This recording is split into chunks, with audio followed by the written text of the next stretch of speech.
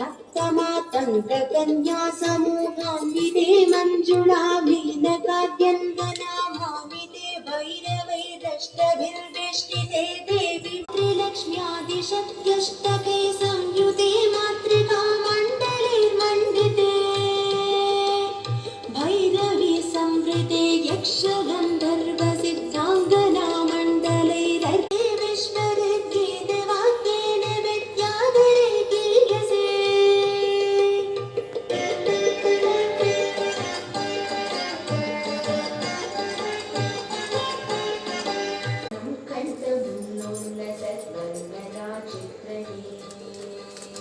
कोमलं श्यामलोदारपक्षद्वयं नालयन्ती परिक्रीडसे कानि पद्मत्वमेन मायावसा भावयसे तस्य वश्या भवन्ति स्त्रियः पुरुषा येन वाचादनं बध्युते भाव्यसे सोऽपि लक्ष्मी सरस्तैः परिक्रीडते किं न सिद्ध्येष्वपुष्यामहे